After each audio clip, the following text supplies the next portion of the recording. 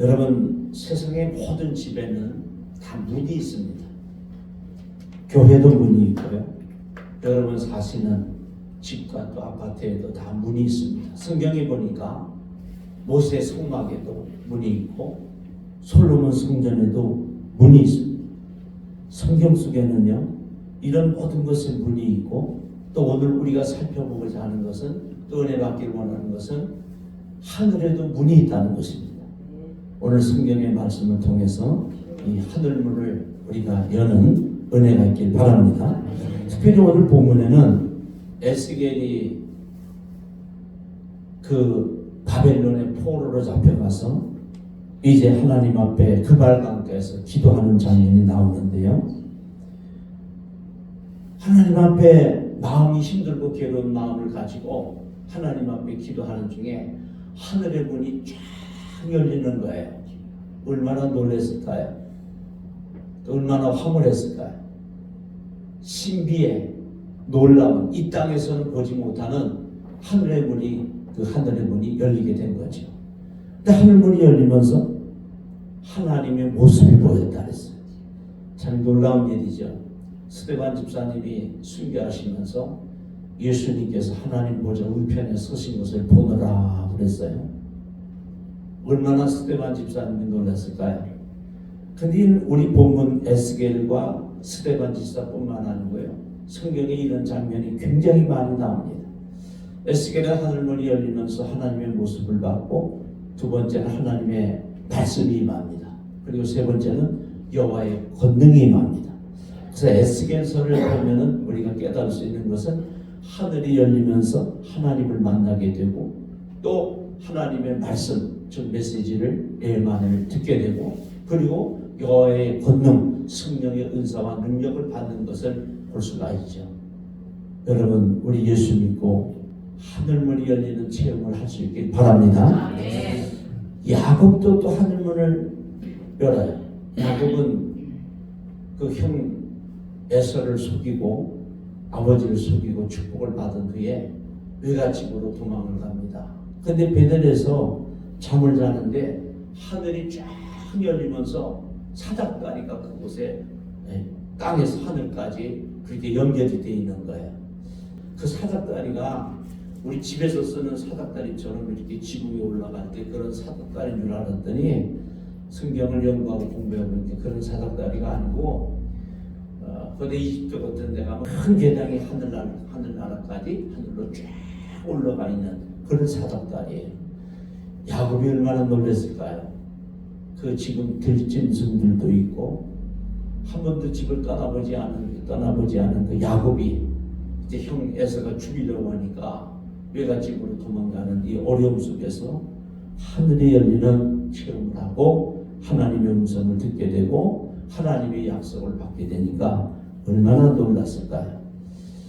하나님은 이처럼 야곱에게도 나타나시고, 또 말라기 3장에는 하나님께서 하늘의 문을 여시는데 거기는 또 조건이 있어요. 그 뭐냐면 온전한 11조, 그냥 11조가 아니고 온전한 11조를 드릴 때 하나님께서 하늘 문을 열고 쌓을 곳이 없도록 듣지 아니하나 보라 그랬어요. 그래서 여러분, 하나님 살아계신가 안 살아계신가 이거 한번 체험해 보려면요, 성경 말씀 그대로 딱 붙잡고 한번 해보는 거예요.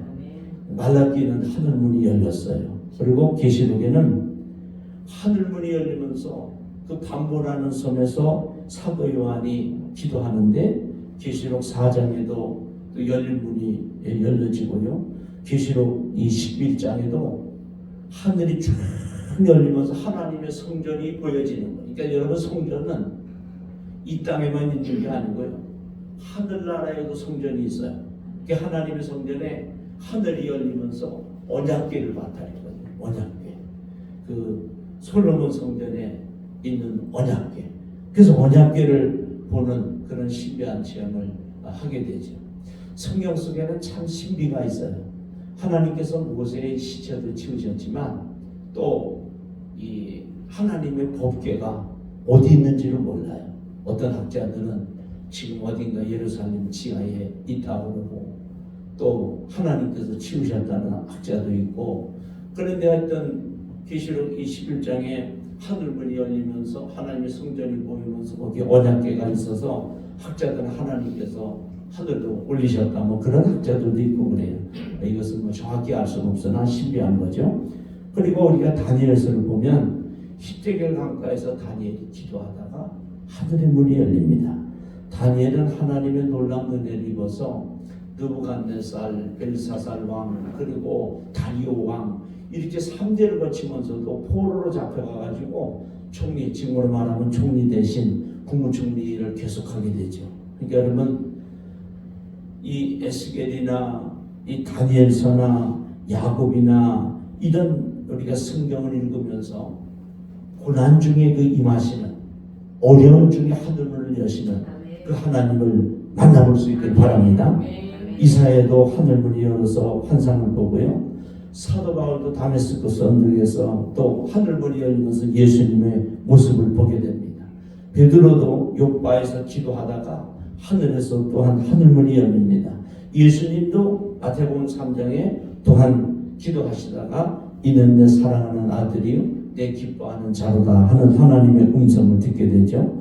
모세도요 신명기 28장 12절에 이런 이야기를 했어요. 너희가 하나님 말씀에 순종하고 말씀대로 살면 하늘의 아름다운 보고를 열으신대요. 아름다운 보고, 정말 보석이 보물이 참 풍성하게 쌓인 그 하늘문을 열어서 우리에게 부어주신다는 약속을 하고 계십니다. 이외에도 성경 여러 곳에서 하늘문이 환상으로 또 이상 중에 꿈속에서 여러 곳에서 열리는 장면들이 나옵니다.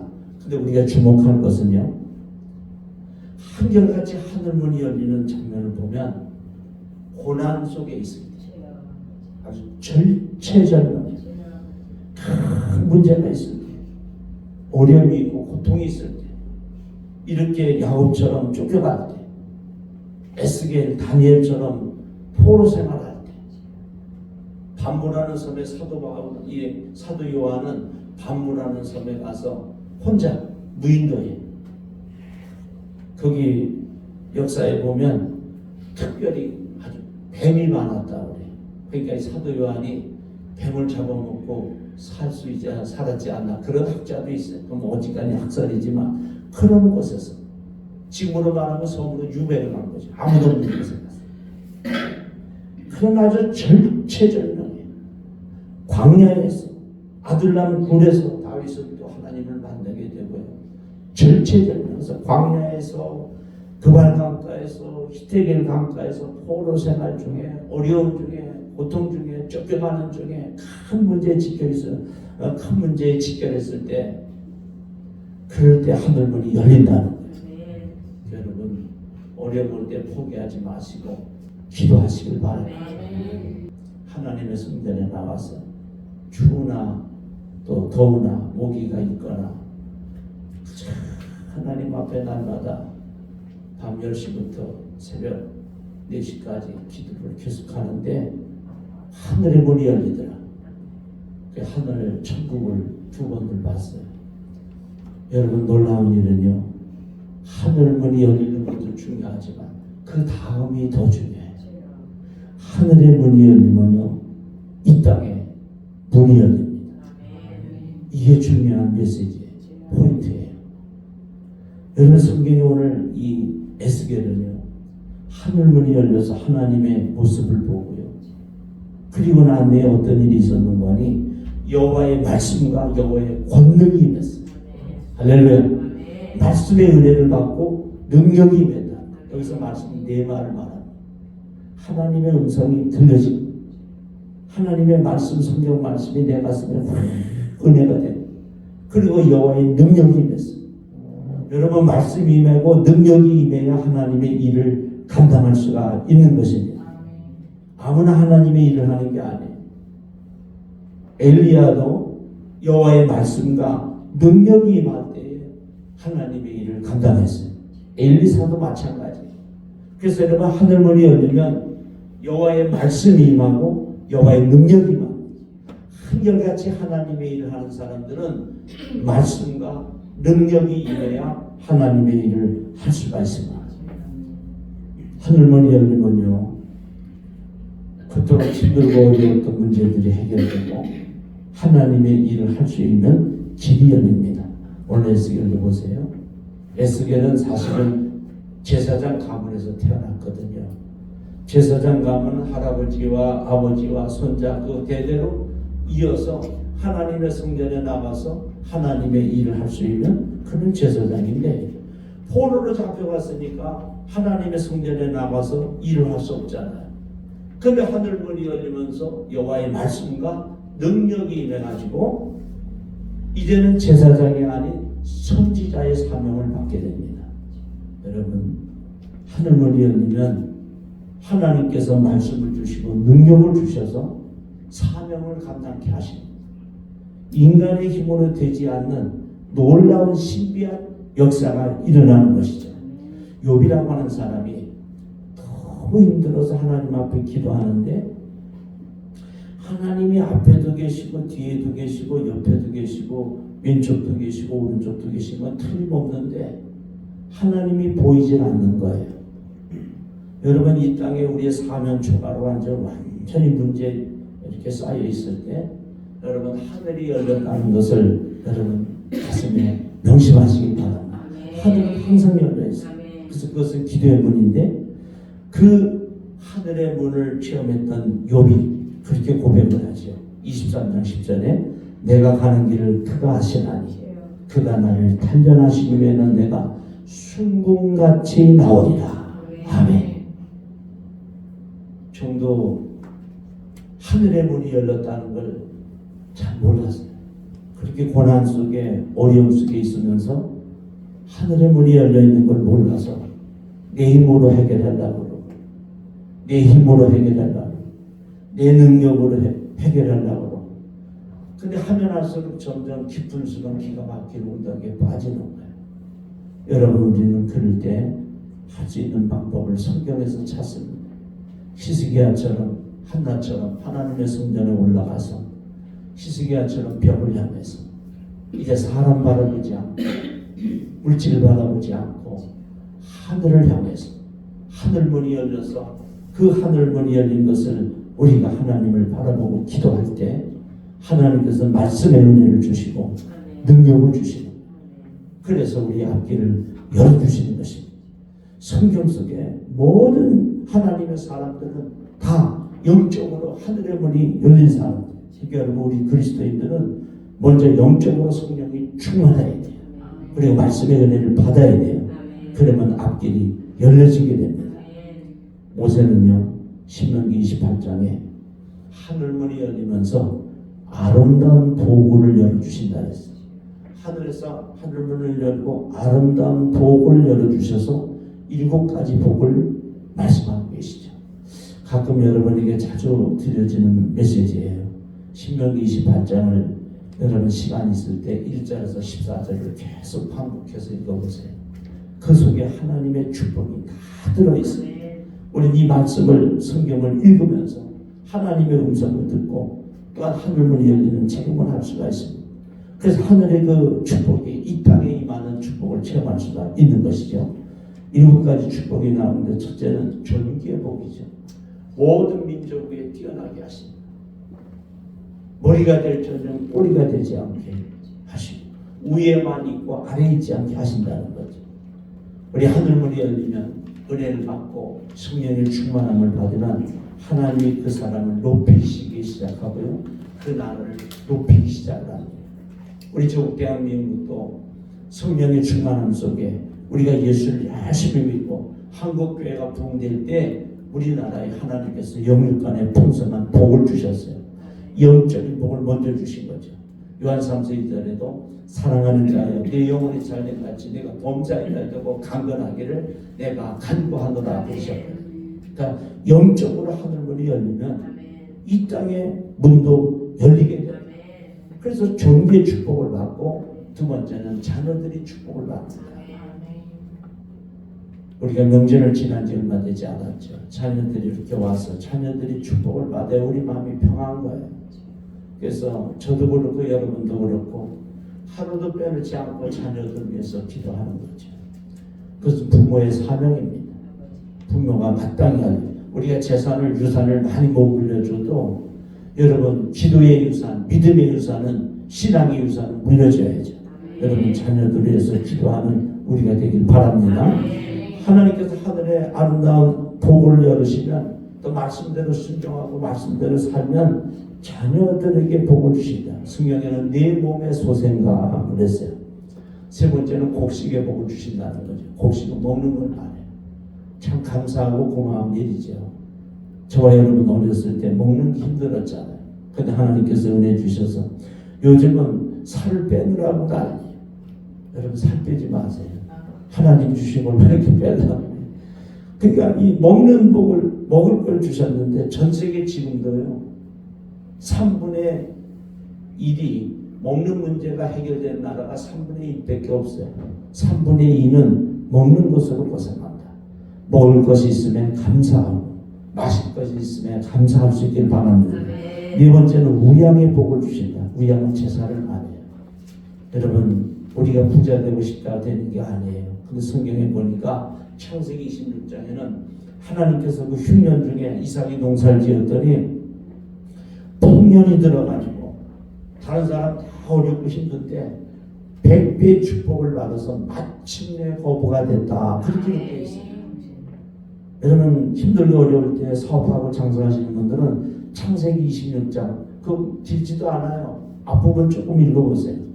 다른 사람들 다 힘들고 어렵대는데 흉년이 들었는데 하나님께서 그날 지방에서 이삭에게 은혜를 주셔서 100배 수확을 얻고 이거 대단한 거 아니에요?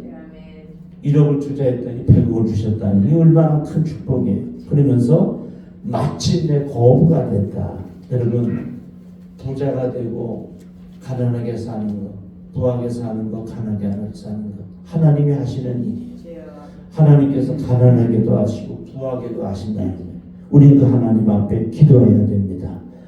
그리고 다섯 번째는 원수가 한 길로 왔다 7길로 도망간대요. 하늘문이 열리면 원수들을 다 물리쳐 주신다. 7은 완전 숫자죠. 완전히 끝나게 하는 우리 가정에서 하나님 병마가 끊어지고 가난도 질병도 고통도 다 끊어지고 한 길로 왔다 7길로 도망가는 이런 은혜가 하늘문이 열릴 때 역사가 일어난다고 하는 거예요. 여러분 하늘문이 열려지길 축원합니다. 여섯 번째, 일곱 번째는 장소에 관계없이 업종에 관계없이 어디로 가든지 무엇을 하든지 어떤 업종을 하든지 어디에 있든지 하나님께서 복을 주신다. 바로 원하기는 여러분이나 여러분 후손들이 정말 이 복을 한번 받았으면 좋겠어요. 도대체 재산이 얼마인지를 몰라. 락펠러 같은 사람이 그런 복을 받았죠. 너무 복을 많이 받았죠. 셀 수 없는 복을 받는 거예요. 물질의 복도 그렇지만은 우리가 영육간에 신앙생활하면서 셀 수 없는, 헤아릴 수 없는 그런 은혜를 체험할 수 있기를 바랍니다. 결론의 말씀을 드립니다. 성경 속에는 하늘문이 많이 열리는 장면이 나옵니다. 우리 그리스도인들도 하나님의 특별한 은혜로 하늘문이 열리는 체험을 할 수 있습니다. 하늘문이 열리면 말씀과 능력이 임하고 사명 사역의 문이 열리면서 하나님께 쓰임을 받게 되고 아름다운 복을 열으셔서 헤아릴 수 없는 은혜와 축복을 받고 복을 그 받은 복을 쌓을 것이 없도록 흔들어 넘치도록 부어주셔서 하나님 내 잔이 넘치나이다 이런 고백을 할 수 있다고 하는 거예요. 여러분 고난 중에 힘들고 어렵고 괴로운 중에 정말 방법이 보이지 않고 하나님은 분명히 살아계신 것이 틀림없는데 왼쪽에도 오른쪽에도 앞에도 뒤에도 아무리 둘러봐도 하나님이 보이지 않을 때 여러분 하늘을 향해서 두 손을 들고 기도하시길 바랍니다. 부르짖어 기도하시길 바랍니다. 그러면 이것처럼 내가 가는 길을 오직 그가 아시나니 그가 나를 단련하신 후에는 내가 정금같이 나오리라. 지금 이 절체절명의 어려운 순간에 하나님 앞에 눈물로 기도하고 부르짖어 기도하면 하나님께서 은혜를 주셔서 하늘문을 열고 하늘문이 열린 후에 하나님께서 영육간에 풍성한 복을 주셔서 우리 인생의 모든 문제가 해결되어지고 또한 문이 열려서 싸울 곳이 없도록 흔들어 차고 넘치는 은혜와 축복을 주신다고 하는 것입니다. 내 잔이 넘치나이다. 이 고백을 우리도 할 수 있기를 바랍니다. 기도하겠습니다.